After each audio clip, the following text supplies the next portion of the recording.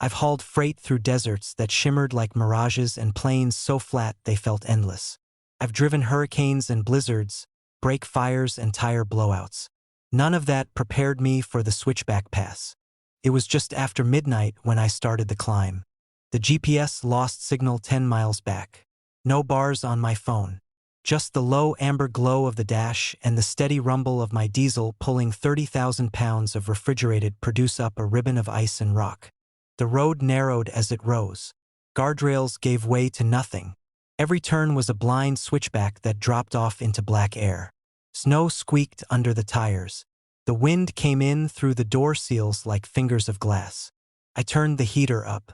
It responded with a tired, metallic groan. "Easy, girl," I murmured, patting the wheel. The engine answered with a deeper growl. My CB crackled. I almost ignored it. Up here, all you usually got was static and the occasional distant trucker trading weather reports. Still, habit made me reach for the mic. "Breaker 19. Anyone on this pass?" For a moment, there was only white noise. Then a voice cut through. "Hey, you still running late, man?" It was Dave. Same gravelly tone. Same lazy drawl. Dave from Dispatch, who'd teased me earlier about missing another family dinner. I smiled despite myself. "Yeah, pass is icy. Gonna be a while." Silence. Then Dave again, closer this time like he was leaning into his mic. "Pull over." I frowned. "What?" "Pull over," he repeated. His voice sounded a flatter. "Wrong somehow. You don't look so good." A shiver crawled up my arms. "Dave, that you?" Static swallowed the channel. I chalked it up to interference and focused on the road. The headlights carved a narrow tunnel through falling snow. Pines loomed at the edges. Their branches bowed under white weight. Somewhere far below, wind moaned through the canyon like something breathing. The first figure appeared around mile marker 17. Just a silhouette at the edge of the beam. Human-shaped, standing too close to the asphalt. I eased off the accelerator. "Everything okay?" I muttered to myself. As I drew closer, the figure shifted. Not stepped. Shifted, its joints bending in places joints don't bend. Its head cocked sideways, far too far, until it was nearly horizontal. I drove past without slowing. In the mirror, it blurred backward into darkness. My palms were slick on the wheel. The CB clicked again. This time it was my sister. "Hey," she said softly. "Mom's worried about you." My stomach dropped. There was no way. "Sarah?" I whispered. Her laugh came through the speaker, bright and familiar. "You always get quiet when you're scared." I felt cold seep through my jacket. "Sarah, where are you calling from?" A pause. Then, "From right behind you." The radio went dead. The engine seemed suddenly too loud. Every vibration of the cab felt amplified, every creak of the trailer echoing like bones shifting. I rounded another switchback and saw something sprint across the road ahead. At first I thought it was a deer. Then it straightened on two legs mid-stride, arms swinging loose and wrong, before dropping back to all fours and vanishing into the trees. It had crossed 50 feet of icy pavement in less than a second. I pushed the accelerator. The truck protested, gears whining as it clawed for traction. That's when they started slapping the trailer. Not hard at first, just soft, hollow thumps along the aluminum sides. Thunk, thunk, thunk, like someone knocking from the inside. "Jesus," I breathed. I flicked on the high beams. The forest flared white. Between the trees, I caught glimpses of movement. Shapes pacing me, weaving through the snow with impossible speed. My CB came alive in a chorus.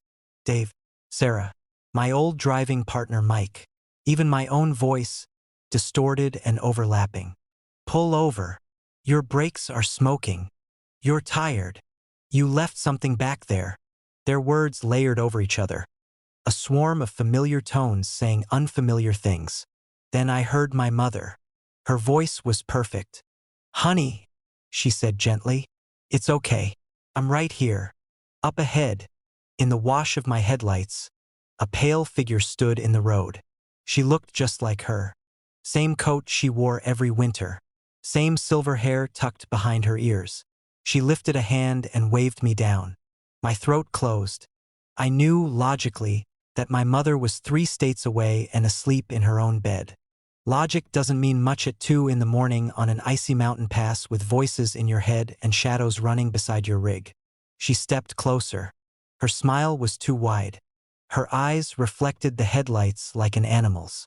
"Stop," she called, using my full name. "You don't have to be afraid anymore." Behind her, more shapes gathered at the roadside.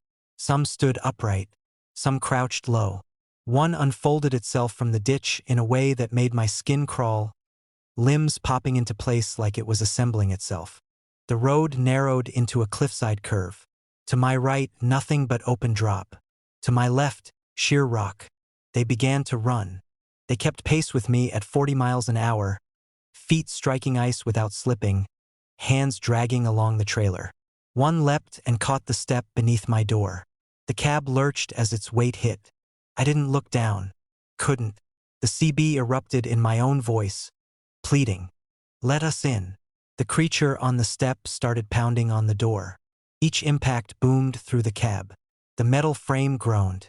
Frost rattled from the mirrors. I mashed the accelerator. The truck fishtailed. Tires screamed. The trailer swayed, pulling me toward the edge. For one terrible moment, all I saw in the windshield was open air and falling snow. Then the tires found grip. I roared through the curve, horn blaring into the void, engine howling like a wounded animal. Something lost its hold and tumbled away into darkness. The rest peeled back, vanishing into trees and rock as abruptly as they'd appeared.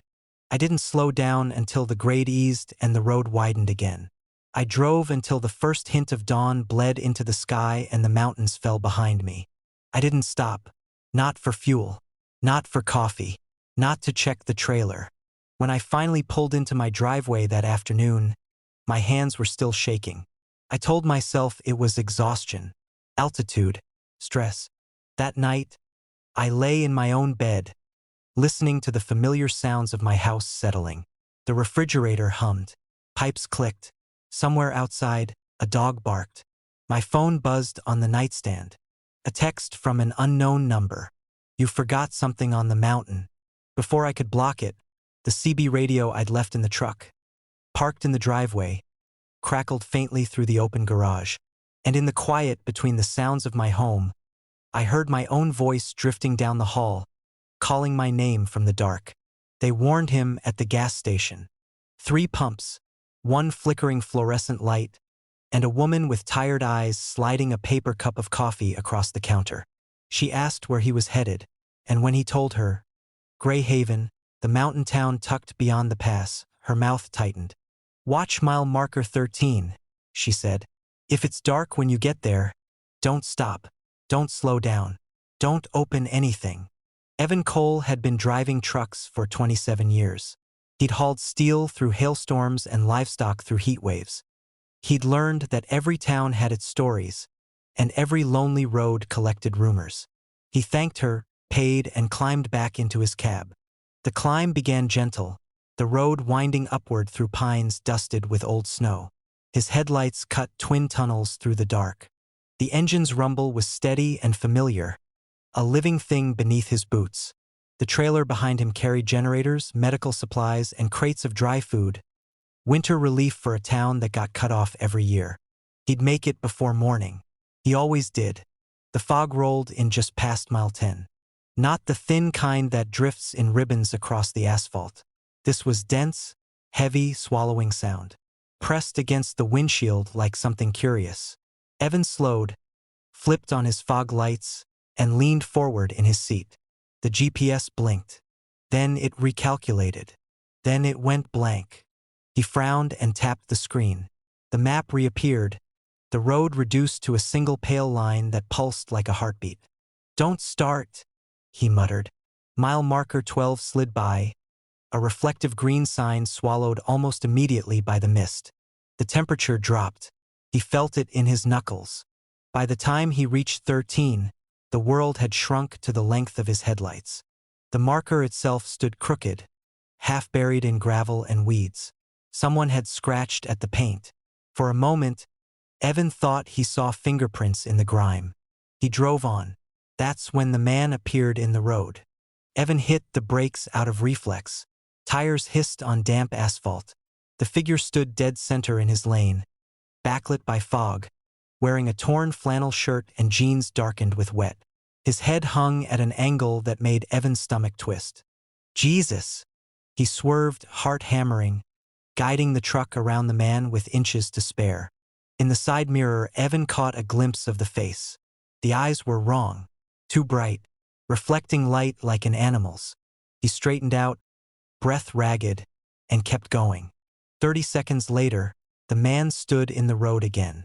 Same flannel, same broken posture. One arm bent backward at the elbow, the forearm pointing up like it had been put on wrong. Evan didn't brake this time. He steered around him, pulse roaring in his ears. Not real, he told himself. Fog's messing with depth perception. That's all. The radio crackled. Static at first. Then a voice slipped through, thin and distant. Help me. Evan stiffened. He reached for the volume knob. The voice came again, clearer. Hey driver, please. My truck broke down. It sounded like a man in his 40s, strained and hoarse. Evan shook his head. He'd been warned. He kept his eyes on the road. The figure appeared beside his cab. Not ahead of him, beside him. It ran with the truck, feet slapping wet pavement, joints snapping and realigning with each stride. Its mouth stretched in a smile that showed too many teeth. One hand rose and tapped on the passenger window with delicate, patient knuckles. Tap, tap, tap. Cold crawled up Evan's spine. He pressed the accelerator. The engine responded with a deep growl. The speedometer climbed. The thing outside matched him effortlessly. Then something thumped on the roof. Metal groaned. The trailer shuddered. Evan's eyes flicked to the mirrors. A shape clung to the top edge of the trailer. Crouched low, limbs splayed like a spider's. Another ran along the shoulder.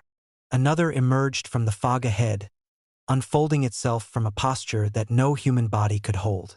The radio erupted. Multiple voices poured from the speaker at once. I ran out of gas.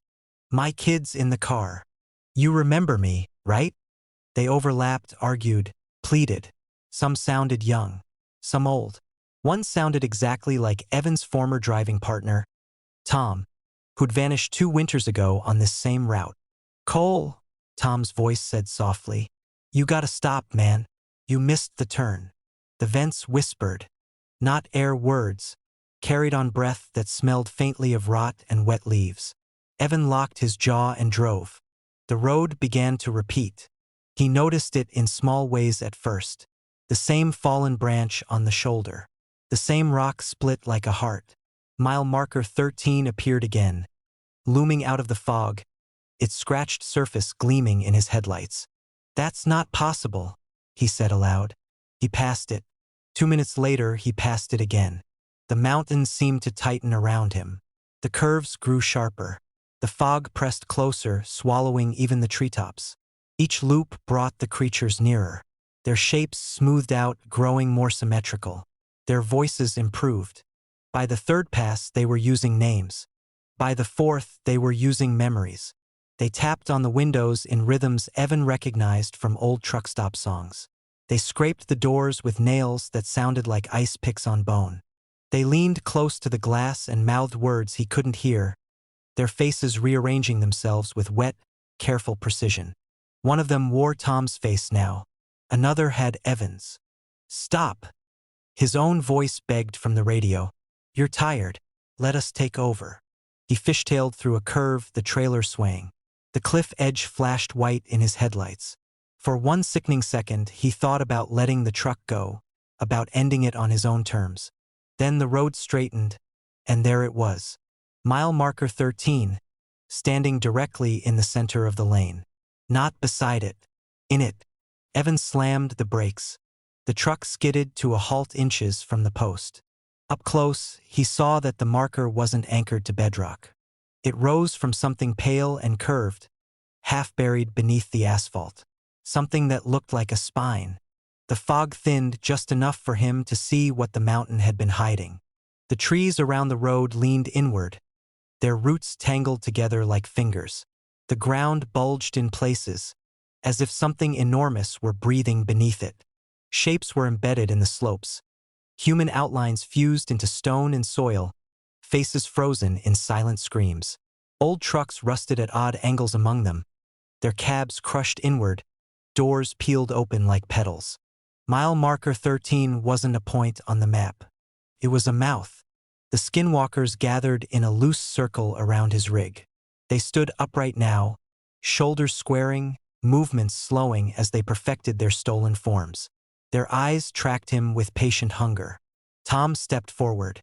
"You see," he said gently, "the mountain keeps what it's given. Drivers wander in.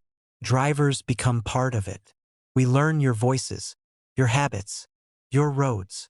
He gestured with a hand that still bent slightly the wrong way. "It needs motion," Tom continued. "Needs fresh paths, fresh memories. That's why we call. That's why we wait." The marker creaked. Deep below, something vast shifted, and Evan felt it through the tires, through the frame, through his bones. He stayed in the cab. He kept his hands on the wheel. He didn't open anything.